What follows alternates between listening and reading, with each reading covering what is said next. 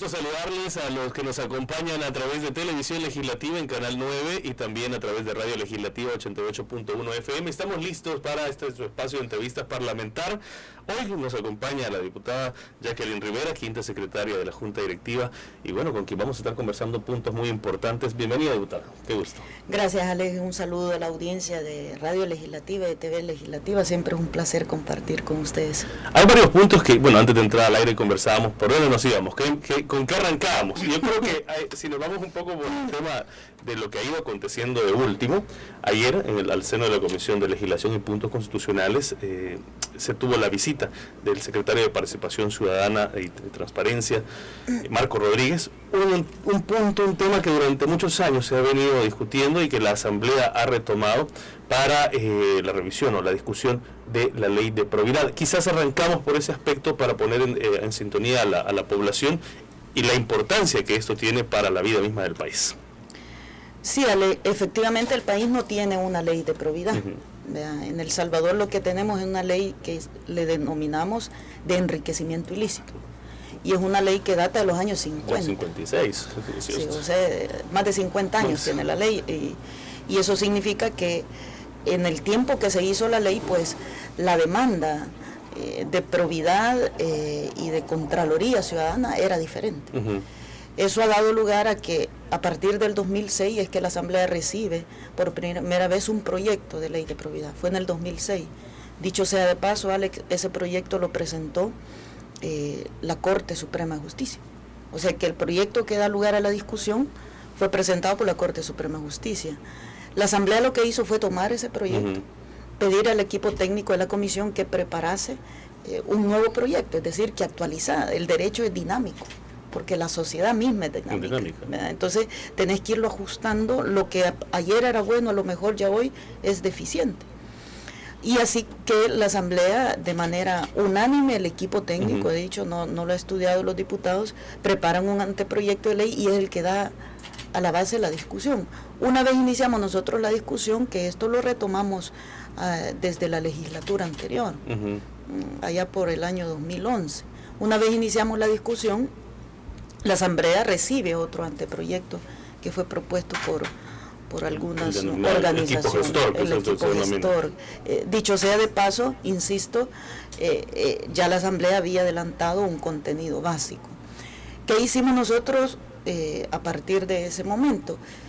Acordamos de que íbamos a escuchar a representantes de la sociedad civil que tengan relación con el tema, es decir, a representantes de medios de comunicación, a representantes de instituciones que se dediquen a la Contraloría de la Gestión Pública, como la Secretaría de Transparencia de la Presidencia, como el Tribunal de Ética Gubernamental, como la Fiscalía General de la República, como el jefe de la sección de probidad, por supuesto las organizaciones que han presentado su anteproyecto. Ayer recibimos al primer invitado, que fue el representante de la Secretaría de Transparencia, y a mí me pareció interesante las observaciones que hacía, porque fíjate, Alex, que cuando la Asamblea Legislativa pide opinión respecto a una ley, generalmente lo que al que se le ha pedido opinión responde, generalmente te trae cosas en abstracto. Entonces, no nos parece que esto sea así, o no estamos de acuerdo con esto, o esto no está bien. Ayer nosotros recibimos una propuesta de la Secretaría de Transparencia que fue didáctica, diría yo. Traía para los dos proyectos que están estudiando. O sea, lo que a mí me dio la idea es que lo habían leído y que en la lectura que habían hecho habían observado, ratificado cosas que les parece que está bien, y también haciendo sus propias propuestas. Hay que decirle al pueblo salvadoreño que yo me daría por satisfecha si nosotros concluimos con una ley de probidad que tenga tres cosas. Uno, que amplíe el ámbito de aplicación. En 1956 la institucionalidad pública era otra. Exacto.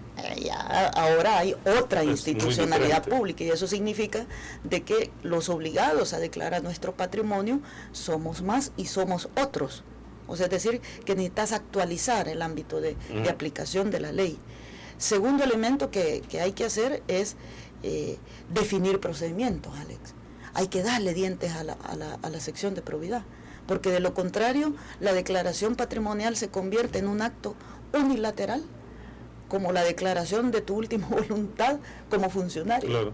Y cuando el propósito es evitar que quien administre la cosa pública no se enriquezca, no haga uso del poder, no se prevalezca del cargo para beneficiarse a usted o beneficiar a otros.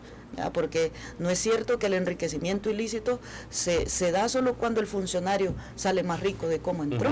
También hay enriquecimiento ilícito cuando el funcionario saca más rico a sus amigos, a sus empresas, a los que llegan a ser funcionarios, endosan las acciones, pero con ese prestanombre te beneficias con licitaciones del Estado. Es decir, el acto de enriquecerse públicamente tiene que ver con tu entorno. Entonces nosotros hemos planteado, mire, los procedimientos para que la sección de probidad tenga dientes y capacidad de verificar y constatar tu información deben de ser expeditos.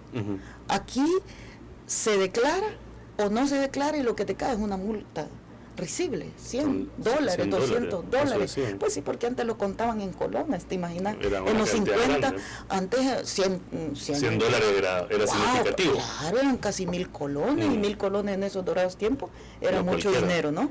Entonces, hoy estamos mejorando, al menos nuestro concepto como FMLN, es que debemos de mejorar los procedimientos. Y un tercer elemento que debe tener la ley son las sanciones. Es decir, debe de haber un proceso expedito, donde el que no cumple con esa obligación, porque no es el acto de declarar o no declarar, es que no es el acto de decir presenté mi declaración, es el acto de rendirle cuentas a la gente. Mire, así entro, así salgo, y de lo que yo he hecho, lo único que he recibido es lo que ordinariamente se me ha pagado por mi trabajo.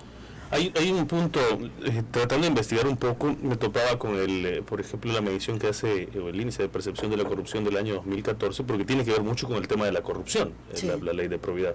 Lo elabora Transparencia Internacional y menciona que en el 2014 El Salvador tenía una puntuación de 39 sobre 100, y que aparece en el ranking de 80, el número 80 de 175 países, o sea, no estamos ni bien ni mal, sino en un punto medio. Sí. Hay puntos que más adelante los abordo que sí se identifican como mejoras. El hecho del respeto a lo público es como la base de todo esto. La experiencia de El Salvador en los últimos años ha sido enriquecedora, cómo ha ido saliendo diferentes casos a la luz, cómo se ha ido dando tratamiento. ¿Qué tan urgente se vuelve el hecho de pensar lograr un consenso para tener eso lo más pronto posible, sobre todo porque también es como una pauta, un ritmo que ustedes han venido marcando, ¿no? Bueno, mira, El Salvador hemos avanzado con instrumentos que tienen un propósito de darle más poder a la ciudadanía. O sea, es decir, es que el tema de la corrupción no es un acto ideológico. El tema de la corrupción es una debilidad del ser humano, que si el ser humano no es sujeto de control, puede estar tentado a hacer actos de corrupción. Ese es un primer elemento. Segundo elemento, el tema de la corrupción no es un atributo exclusivo del funcionario servidor público. Es tan corrupto el que recibe como el que da. Y en muchos casos el que da no es un funcionario público, es una persona que viene de la sociedad civil. O sea que el tema de construir un consenso alrededor de avanzar en el combate a la corrupción tiene que ver también con avanzar en la recuperación de valores de la sociedad en general. Es decir, si la sociedad nos educáramos para hacer funcionar la institucionalidad sin tráfico de influencias, sin pedir favores para que se lo hagan más rápido, sin saltarse trámites pagando el servicio, si la sociedad logra avanzar en ese tema, yo te puedo asegurar que los actos de corrupción, si bien no se eliminan, pero se disminuyen.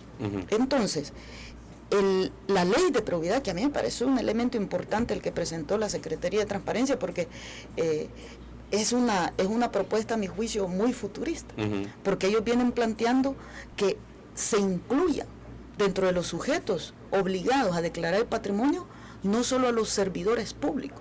Eso le iba a preguntar, ¿a dónde llega? Se incluya también a aquellas personas o empresas que que administran fondos del Estado. Puede ser un concesionario del Estado, debe declarar. ¿Debe declarar? Un representante de una empresa mixta donde hay capital del Estado, debe declarar. Una empresa que participa en un asocio público-privado debe de declarar, porque administra cosa pública. Entonces ellos vienen planteando, mire, en el ámbito de aplicación de la ley hay que actualizar la obligación de los funcionarios, que es de rigor, pero hay que incorporar a otros actores que administran dinero de la gente y que deben de rendir cuenta. Incorporaron otro elemento. Ellos le llaman que en la declaración de probidad debe de expresarse, esto en Chile ya se hace, expresarse tus conflictos de interés. Por ejemplo, mire, en la declaración, yo cuando entro a ser funcionario público soy dueño de 3 farmacias. O sea, quiere decir que esas 3 farmacias de las que yo soy dueño, en ningún momento podrían aparecer en un acto de licitación o contratación con el Estado, porque eso es inconstitucional. O yo, cuando entro a ser funcionario público, era dueño de esta empresa constructora. Y entonces endosé las acciones y se las di a mi amigo. Entonces, yo no participo, pero mi amigo sí participa. No tendría yo un conflicto de interés en ese estado de cosas. Entonces ellos plantean, mire, en la declaración de probidad debe de haber obligación, donde usted exponga sus relaciones empresariales. ¿Por qué no? Si aquí en este país, Alex, hemos tenido historias donde el director de un hospital es el dueño del laboratorio, y donde el laboratorio que le vendió la medicina al hospital, la medicina estaba vencida, o donde el hospital compró medicina que no necesitaba, como nadie se la compraba, la vendieron al Estado. Aquí venimos de esos actos, abusos de poder, que no han sido controlados y que hoy estamos en la gran oportunidad de poder ejercer una Contraloría directa. Entonces, el consenso debe estar alrededor. ¿Queremos realmente de manera sincera combatir la corrupción? ¿Estamos dispuestos a entrarle a fondo a ese flagelo que no afecta solo a El Salvador, afecta al mundo? Ahora, en los diferentes procesos he notado, y quizás recuerdo un poco la experiencia que se pasa en los tribunales, con los diferentes casos siempre se habla, ¿por qué se va a procesar? Dicen, no, actos relacionados a corrupción, dicen, claro. Pero no se define la corrupción también como tal. Requiere una actualización también de otras cosas, y la parte de la prescripción de los delitos que se relacionan a esto. Ya vamos a hablar de eso. En el Código Penal hay un capítulo, un capítulo que describe todos los delitos de corrupción, que son varios, pero en este país no hay un solo caso, pero es que un solo caso, Alex, que haya sido condenado porque se haya enriquecido ilícitamente. No hay manera de probar el enriquecimiento ilícito si vos no demostrás que ha habido un acto de prevaricato, de peculado, de abuso de poder, de tráfico de influencias. Si no demostras esas conductas, que son delitos de corrupción, que dan lugar a la corrupción, nunca habrá enriquecimiento ilícito. Por eso es que nosotros hemos cuestionado de manera sistemática el accionar de la Fiscalía respecto a Paco Flores. Porque a Paco Flores se le acusa de peculado. Usted, porque peculado culposo, puede ir 4 años a la cárcel. Se le acusa de desacato. Porque no atendió el llamado y se nos quiso escapar. ¿Te acordás que lo fueron a descubrir allá, que iba por la frontera allá? Pero no se le acusó del fondo del delito del enriquecimiento ilícito. Para que haya enriquecimiento ilícito, definitivamente tuvo que haber habido lavado de dinero, porque él recibió un dinero primero que no venía para él. Segundo, se apropió indebidamente de ese dinero. Y tercero, te puedo asegurar que no lo hizo solito. O es que él recibió el cheque y él, ¿cómo? Tuvo que ir a un banco a cambiar el cheque. Tuvo que haber una persona que llevó el cheque. Tuvo que haber otros intermediarios que entregan los costalitos que él dice. Es decir, el acto de enriquecimiento ilícito en el país debe de ser condenado siempre y cuando usted demuestre que ha habido la comisión de muchos delitos de corrupción. Entonces, eso es como... Tampoco yo conozco un ejemplo aquí, que vos sabés que hemos avanzado mucho en eso, de alguien que haya ido preso porque lavó plata. No hay. O sea, se lava el delito, porque sí, no hay manera de probar. probarlo. ¿Por qué? Porque necesitas instituciones fuertes. O sea, es decir, instituciones que se amarren el cincho y que de plano no le tengan cola que patear y debe de llevar a la cárcel. Entonces, el tema de la probidad tiene que ver con eso. Por no declarar patrimonio, vos no vas a ir preso. Momento, pero sí tenemos que darle dientes a la sección de probidad, porque si observa que hay una cosa rara en la declaración, debe dar parte a la fiscalía. Debe informar a la fiscalía. Y Marcos ayer hacía una propuesta más definitiva y decía él, no, que no solo certifique a la fiscalía, que el jefe de la sección de probidad tenga la facultad de interponer la denuncia. Porque aquí, hagamos memoria, en el 2009, ¿cuántos casos de corrupción fueron presentados a la fiscalía cuando se llegó este gobierno más de 160, más de 160 casos? ¿Cuántos casos han sido procesados? ¿Cuántos casos han sido finiquitados? Ninguno. Y lo que intentaron procesar se fueron por el artificio de la ley de que ya había prescrito el delito. Exacto. Como el caso de Selenel, que la Asamblea Legislativa hizo una investigación y que fueron los argumentos esenciales que dieron lugar al procesamiento, pero salen libres porque, fíjate, el fiscal lo estaban acusando de peculado doloso. El peculado doloso prescribe a los 15 años y el fiscal cambió el delito a peculado culposo y el peculado culposo prescribe a los 12 años. Entonces cabal ajustaron la ley para decir, no, mire, el peculado ya prescribió, ya no puede ser perseguido.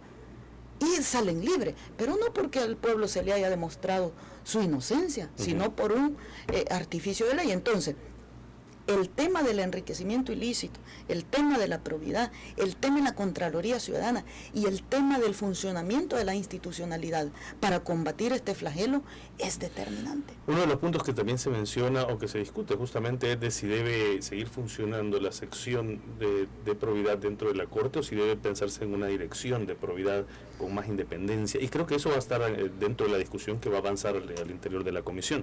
Mira, vamos a avanzar en lo posible, porque la sección de probidad, por Constitución, es una dependencia de la Corte Suprema de Justicia. O sea que si nosotros quisiésemos hacer de la sección de probidad una institucionalidad que esté fuera de la Corte Suprema de Justicia, tenemos que reformar la Constitución. Hoy vamos a dar un primer paso, y el primer paso que vamos a dar es darle una ley que tenga dientes, y darle una institucionalidad que haga posible aplicar la ley, porque nosotros podemos crear una buena ley, pero si no pones la institucionalidad que aplique la ley, nos vamos a quedar, si tú te acuerdas, la carrera que nos sacaron hoy con esto de desembolso del Fomilenio 2, que nos sacaron carrera para que aprobáramos la ley de extinción de dominio. ¿Cuántos casos de extinción de dominio has conocido vos que se han...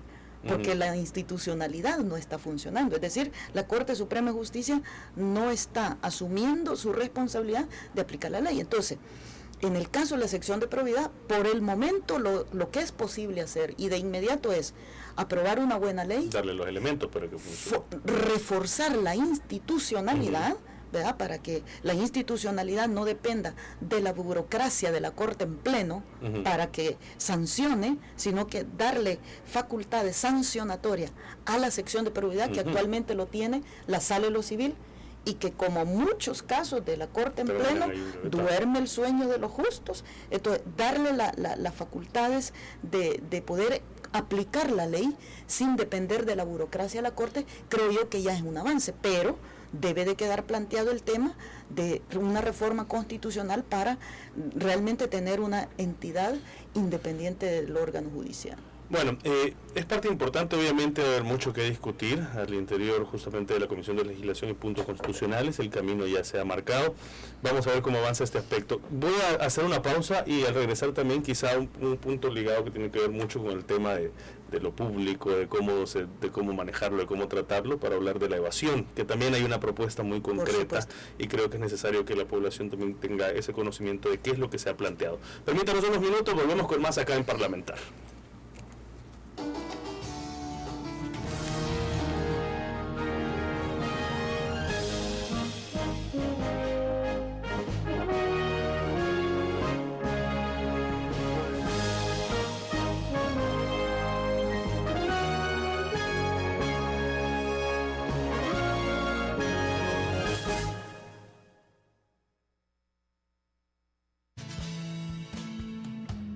trabajo legislativo más cerca de ti.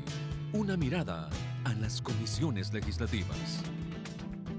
¿Cuáles son los temas que estudia la Comisión de Trabajo y Previsión Social? Al interior de esta comisión se estudia y dictamina sobre legislación laboral y previsión social, con el objetivo de garantizar un trabajo armónico entre el sector empresarial y laboral. Las diputadas y diputados de esta comisión se encargan de analizar la legislación relacionada con el aprendizaje y la inserción de las personas con alguna discapacidad a la vida productiva del país. Además, se encarga de las reformas al Código de Trabajo. Esta comisión es la que conoce y dictamina el informe de labores que presenta el Ministerio de Trabajo y Previsión Social. El trabajo legislativo más cerca de ti. Una mirada a las comisiones legislativas. Asamblea Legislativa, más cerca de ti.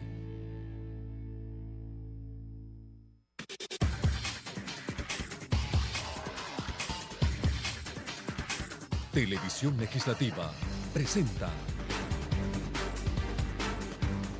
Visión 84, un espacio a través del cual usted podrá presenciar los debates, opiniones y propuestas que hacen las diputadas y diputados durante las sesiones plenarias en torno a temas de trascendencia nacional. Visión 84 podrá sintonizarlo los días lunes y viernes a las 9 de la noche y su retransmisión los sábados a las 7 de la noche. Televisión Legislativa, más cerca de ti.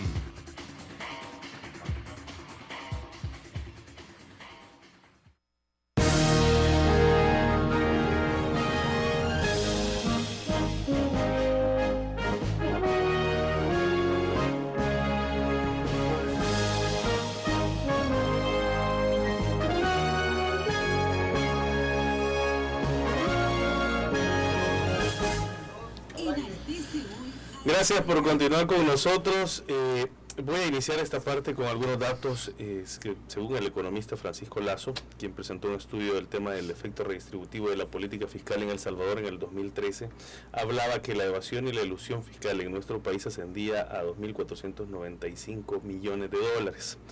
Bajo ese punto, obviamente, hablar de la cantidad es de una cantidad aproximada. Pueden haber analistas que hablen de otro, pero al final es plata que sí se podría utilizar para otro tipo de necesidades, para cubrir otros aspectos.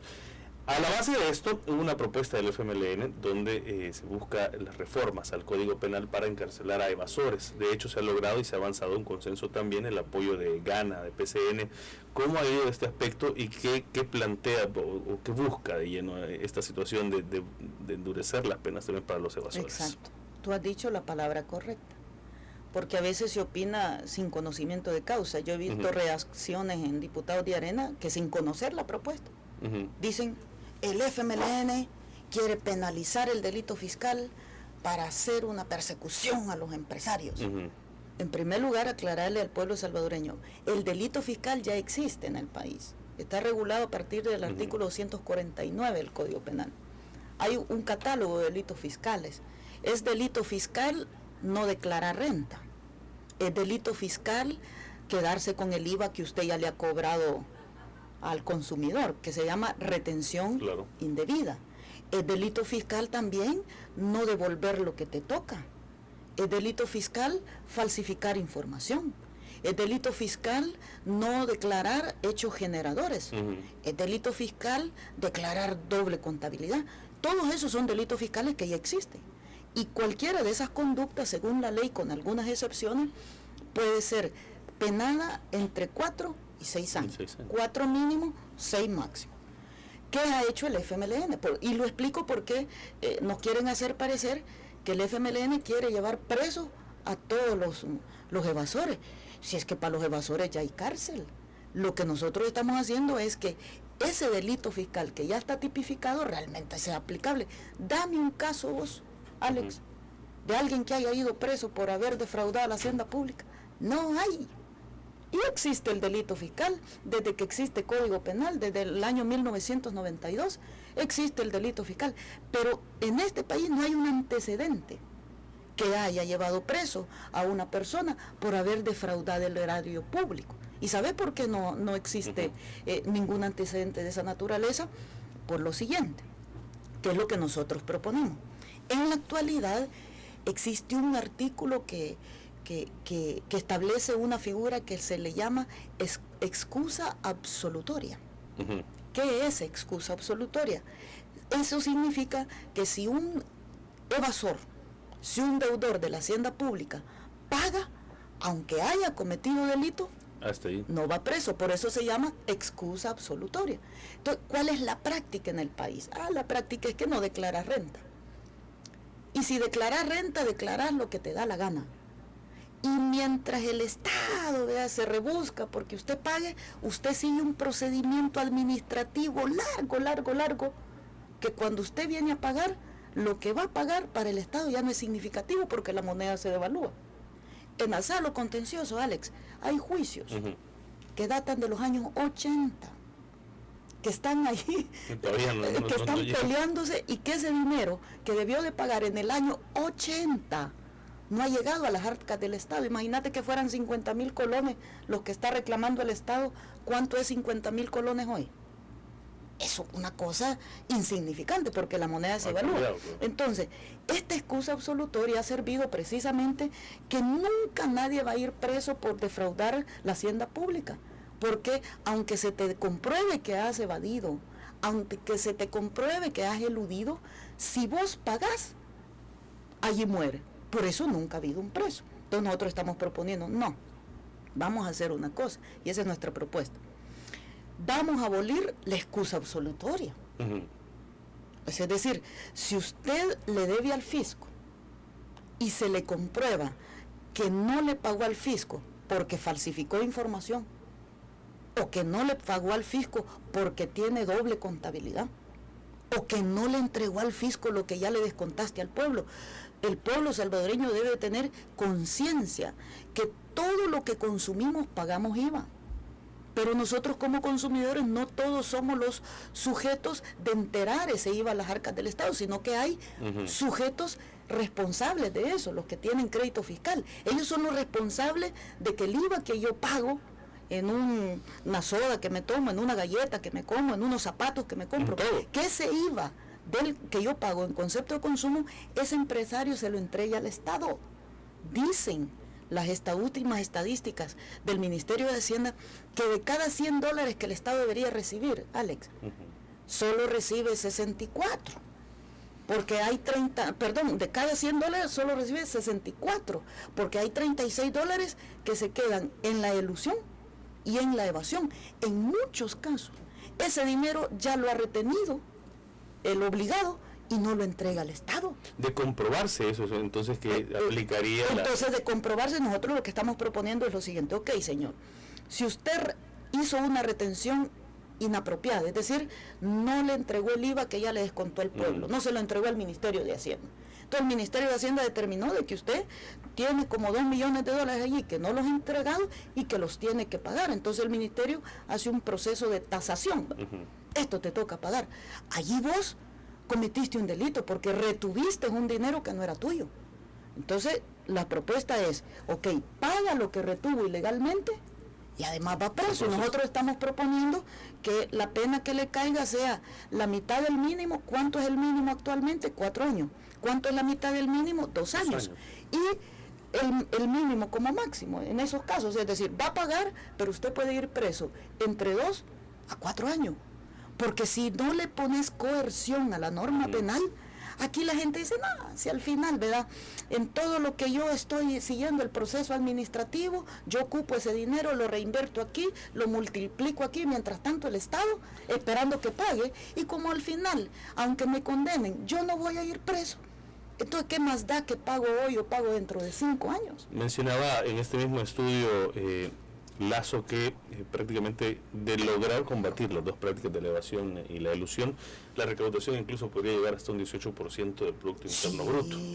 O sea, es una cantidad increíble. Mira, Alex, con solo, fíjate, yo no sé si tú te acuerdas, porque la Asamblea ha avanzado en eso.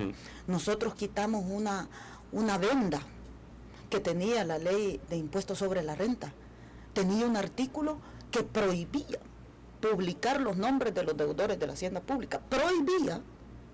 Decía, el Ministerio de Hacienda no podrá publicar los nombres de los deudores, ¿verdad?, de los que están en mora.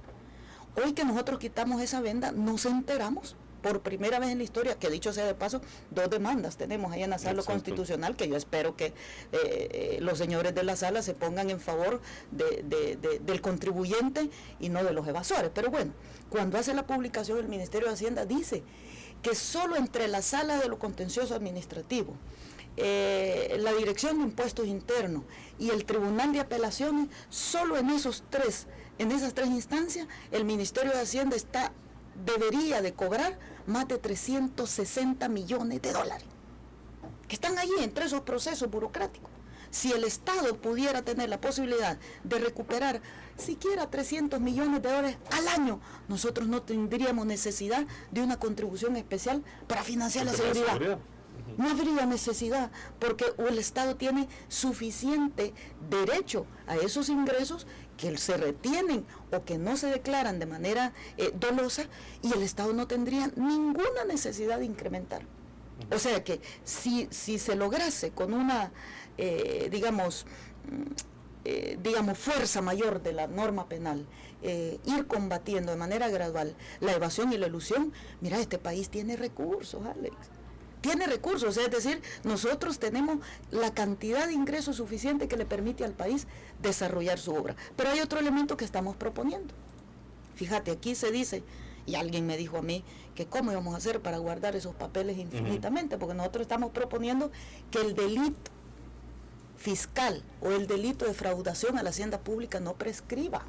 O sea que hay una tendencia que todos los delitos que están relacionados... Es que mire, es que usted no puede perdonarle. A nadie le puede perdonar usted que le quite el dinero a la gente. ¿Y a cuenta de qué? Entonces el paso del tiempo me legitima mi acto corrupto, o el paso del tiempo me legitima mi acto ilícito. Si es el dinero del pueblo, si es que robarse el dinero de la gente es impedir que un niño tenga la medicina para que lo atiendan en el hospital. Robarse el dinero de la gente es impedir que una persona tenga derecho a los servicios básicos.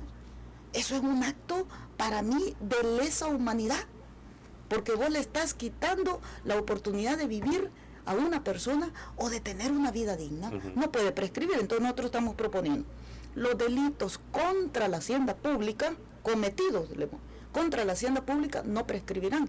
Esa palabra cometidos contra la hacienda pública es amplia. Claro. Porque te está refiriendo que no solo son los delitos de evasión fiscal, sino los delitos de estafa al Estado. Aquí en este país, ¿cuántas estafas han habido al Estado donde vos haces uso? Le han costado millones tráfico? Incluso. Vaya, la Diego de Holguín, bueno, es una estafa al Estado. ¿Cuántos millones de dólares se robaron ahí? Y el Estado no pudo recuperar nada. Lo que hizo el presidente aquel de ANDA, que ya va a salir, bueno, ya salió a disfrutar su dinero que le robó al Estado, el Estado no pudo recuperar. Es decir, que esos delitos de estafa al Estado, ya sea porque sos contratista del Estado o porque sos funcionario del Estado, no deben de prescribir. Y además estamos incluyendo otro elemento. Fíjate que hay muchos funcionarios que participan y profesionales que participan de esas declaraciones.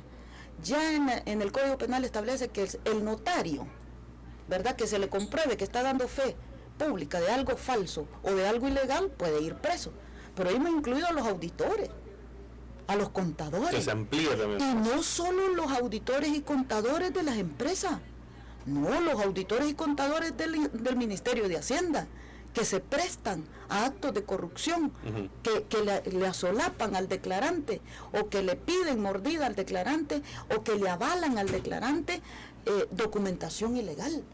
Con eso vos estás cerrando portillos. No digo que con esto va a resolver el tema de la evasión y la elusión, pero estás cerrando portillos para que no hagas uso de la ley, de los vacíos de la ley, de las omisiones de la ley, y afectar el dinero de la gente y abusar vos de tu autoridad. Y estamos incorporando además, Alex, que eso no está, que también cometerá delito fiscal quien defraude la hacienda municipal. Eso quiere decir que quien no pague sus tasas o haciendo artificios legales vos omitas hechos generadores y no pagues tus contribuciones municipales, también podrías estar en la posibilidad de cometer un delito fiscal. Uno de los puntos que estaba al leer sobre este tema, también termino concluyendo o dándome cuenta de que se estaría llevando el proceso incluso o dando la facultad de que Hacienda, al tener un indicio de un delito, inmediatamente de parte a la Fiscalía. Al igual que con el tema de la probidad, sí. Llegamos a un aspecto, la Fiscalía General de la República. Sí. Habría también que fortalecer, que delimitar, que pulir mucho para que sea la Fiscalía la que pueda reaccionar ante este tipo de casos. Sí, es que ahí se me quedó en lo de la excusa absolutoria. Actualmente, fíjate, si una persona declara información falsa, el Ministerio de Hacienda lo investiga y sigue el proceso de tasación, aunque el Ministerio de Hacienda advierta de que allí hay falsificación. Por ejemplo, te doy un caso concreto para los que tienen miedo y que han expresado de que este se puede convertir en una persecución empresarial. Por ejemplo, si en el Ministerio de Hacienda una persona declaró que había tenido en concepto de utilidad $100, ¿ya? Claro. Pero cuando el Ministerio de Hacienda va a hacer la fiscalización a la empresa, se entera de que no eran $100, sino que son $1,000, en ese caso hay una falsificación de información, hay una omisión del hecho generador.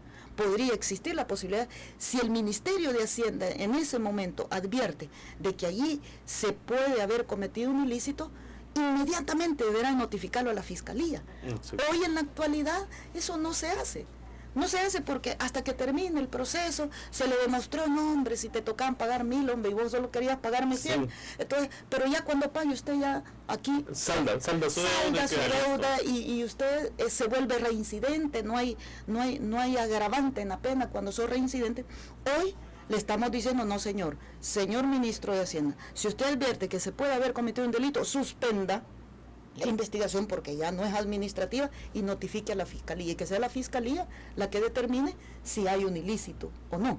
Y cuando la Fiscalía termine el proceso va a determinar si aquí hay un ilícito. Entonces en ese caso el Ministerio de Hacienda deberá de tasarle el impuesto. Pero usted paga dos penas, la pecuniaria y la penal. ¿Qué es lo que hay que hacer en la Fiscalía? Yo lo cuestioné, fíjate Alex. A mí me parece que a los fiscales que han estado, yo sé que ese debe ser un trabajo difícil, ¿no? Les ha faltado un poquito de fuerza, digo yo, de valor. ¿Tienen las suficientes herramientas, comencemos por ahí, como para poder...? Es que es cuestión de voluntad. Es más de voluntad lo que sí, mira, en la Fiscalía establece su ley orgánica que debe existir una auditoría, por ejemplo, interna, que es la auditoría que debe de hacer las veces de lo que debería de hacer la sección de investigación judicial en la Corte Suprema de Justicia. Claro. Es decir, que debe de ejercer una especie de control respecto al trabajo de los fiscales. Que no podrías vos decir, ¿quién vigila si el fiscal sustenta bien su caso? ¿Quién vigila si el fiscal se rebusca por conseguir las pruebas y condenar a alguien? ¿Quién vigila que un proceso que inicia investigación en la Fiscalía termine en tiempo? ¿Quién vigila que la prueba que se presenta al juez es la prueba que te va a dar el resultado que pretendés? Eso lo vigila la auditoría. Entonces, ¿qué es lo que necesitamos hacer de la Fiscalía? Yo espero que hoy que se presenta la oportunidad de elegir un nuevo fiscal, ojalá tengamos un fiscal comprometido con la justicia y comprometido con combatir la impunidad, ¿verdad? Porque la Fiscalía también tiene que ver con eso, dependiendo de su conducta, y pudiéramos tener una Fiscalía sin amarres. Sobre todo en los temas tan fuertes como y sobre todo que quien defiende, dice la Constitución, al Estado y por ende al pueblo salvadoreño es la Fiscalía General de la República. Y si tenemos una Fiscalía que no defiende los intereses de la sociedad, sino que defiende los intereses de sus amigos, entonces no va a funcionar. Pero yo sí tengo la esperanza que podamos nosotros avanzar en una transformación de la Fiscalía que no solo requiera recursos. Yo cuestioné el informe del fiscal y le digo, mire, ¿y cómo va la Asamblea puede luchar, digamos, por darle más recursos al fiscal si el fiscal no me dice nada? Lleva un aumento, de hecho, para el 2016. Pero lleva un aumento que tiene que ver para la construcción de su edificio, o sea, que del edificio que ya hizo, para pagar esa deuda. Pero no lleva aumento para más fiscales. ¿Por qué no lleva aumento para más fiscales? porque simplemente en la fiscalía no hay un diagnóstico permanente del recurso humano que necesitas. Yo conozco de personas, de fiscales que dicen que tienen hasta 400 casos asignados. Es humanamente imposible que un fiscal con 400 casos pueda ser eficiente. Es humanamente imposible que un fiscal con 400 casos pueda impartir justicia. Pero ¿de qué depende de mejorar en recurso humano, en recurso económico, en funcionamiento de la fiscalía? De la cabeza.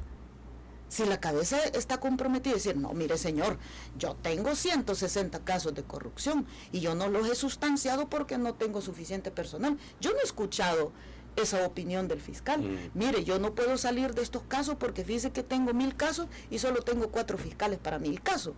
Entonces, si tuviésemos una institucionalidad que fuera capaz de autodepurarse, yo creo que podría tener más recursos. Sin embargo, hay que decirlo, hemos avanzado, pero falta mucho por hacer. Bueno, se nos quedan muchos temas, obviamente el tiempo se nos ya queda se nos corto, terminó. Ya se nos fue el tiempo, pero quiero aprovechar así estos 3 minutos que me quedan rápidamente también para algo muy importante que sí considero un avance significativo, la oportunidad que se da a las personas mayores de 60 años que no existen actualmente ante la ley de poder ahora sí hacer sus trámites correspondientes. Quizás rápidamente me habla sobre este aspecto que ha sido un avance importante dentro de del trabajo que realizan las comisiones acá en la Asamblea. Sí, aprobamos una ley transitoria, así le hemos llamado, ley especial transitoria para asentamientos de personas adultas mayores. Esta ley tiene una vigencia hasta el 31 de diciembre del 2016, o sea, un año, poquito más de un año. Casi un año. Y el propósito de la ley es para aquellos adultos mayores de 60 años, ojo, mayores de 60 años, que no tengan partida de nacimiento, ya sea porque nunca fueron asentados, ya sea porque se les quemó en la alcaldía, por cualquier siniestro que haya sucedido y que por eso no tengan su partida de nacimiento, con la vigencia de esa ley usted está habilitado para que se presente a la alcaldía de la cabecera departamental. Si usted vive en Morazán, se presenta a la alcaldía Gotera. Si usted vive en San Miguel, se presenta a la alcaldía de San Miguel. Si usted vive en Cabañas, se presenta a la alcaldía de Sensuntepeque. Si vive en Cuscatlán, a la alcaldía de Cojutepeque, para que con 2 testigos, 2 personas, no importa la edad que tengan las personas, actualmente, Alex, actualmente la ley ordinaria te establece que una persona, para sacar de manera subsidiaria su partida de nacimiento, necesita presentar 2 testigos, dice la ley. Y el testigo debe tener por lo menos 12 años mayor que vos. Imagínate un adulto mayor de 90 años, el testigo tiene que tener 102 años. Sí. Y entonces, y un testigo de 102 años, si a lo mejor ya no está ni muy cuerdo la persona, o no encontrar un testigo que dé fe que tú hayas nacido. Entonces nosotros estamos diciendo, usted presenta 2 testigos, cualquiera que sea la edad, que den referencia de que usted así se llama, ¿verdad? Y de que vive en tal parte y que, ratifiquen la información de sus datos personales. El acto es gratuito. Usted no va a pagar nada. Eso es lo que quería mencionar, no, por eso no va a pagar nada. Usted solo se presenta con los 2 testigos a la alcaldía. Si usted es una persona, fíjate que es imposibilitada de salir porque no puede movilizarse, usted puede mandar a una persona a la alcaldía y pedirle a la alcaldía que el registrador lo vaya a visitar a su casa y el registrador le toma sus datitos en su casa y así le hace el trámite. Es un trámite que no debería durar más de 15 días para una persona y usted no paga nada. Por su primer partida de nacimiento no le van a cobrar nada. Este es un acto que la Asamblea hizo, Alex, porque según estadísticas de la Procuraduría General de la República, ellos presentaron hace como 4 años un registro de más de 6,000 personas que en el país no tienen identificación. Y si no tiene identificación, no tiene identidad. Y si no tiene identidad, no es sujeto de derechos. Y si no es sujeto de derechos, pues usted no existe. Por ende, los que le siguen, los hijos, los familiares, al final terminan siendo afectados. Todo mundo, porque vos no tenés cómo demostrarle a la sociedad jurídicamente que existís como persona y en consecuencia tenés derecho a acceder a beneficios. Imagínate, hay muchos adultos mayores que con el programa de la pensión universal del adulto mayor no son beneficiados porque no tienen partida de nacimiento. O sea, el programa ya está, pero al no tener vos ese documento básico que te identifica y que te reconoce tu existencia como ser humano, pues vos no podés acceder a ningún derecho. Entonces, hemos dado esta ley para 1 año. Yo el llamado que hago a todas estas personas que tienen esa dificultad, no necesita llevar abogado, no necesita llevar ningún notario, usted vaya con su hijo, con algún familiar que me le acompañe, 2 testigos, pueden ser familia los testigos, pueden ser no familia los testigos, cualquiera que sea la edad, siempre y cuando que sea mayor de edad, porque no puede haber un testigo menor de edad, claro, sino mayor de edad. Se presenta a la alcaldía, explica usted cómo se llama, dónde nació, indistintamente donde haya nacido. Una persona pudo haber nacido en Hilo Vasco y hoy puede vivir ahí en Santa Ana. Preséntese a la alcaldía de Santa Ana, usted no necesita ir hasta Cabañas para ir a hacer el trámite, pero solo es en las alcaldías de las cabeceras departamentales. Bueno, gracias, diputado. Obviamente es importante, y sobre todo este aspecto que se busca beneficiar a la población, y que también a nivel internacional ha sido un llamado que ha hecho incluso hasta Naciones Unidas, de garantizar el derecho a la identidad. Sí. Agradecerle por su tiempo, y obviamente estamos pendientes también para abordar más temas y de cómo ir avanzando todos estos puntos que se están abordando en la Gracias a ti, en el mes del niño, un saludo a todos los niños y niñas del Salvador y del mundo. Bueno, gracias, diputado. Ustedes, amigos, también quedan en buenas manos con Televisión Legislativa y Radio Legislativa en el 88.1 FM. Por nuestra parte es todo. Mañana los esperamos con más a las 7 de la mañana en este su espacio parlamentar. Saludos. Listo.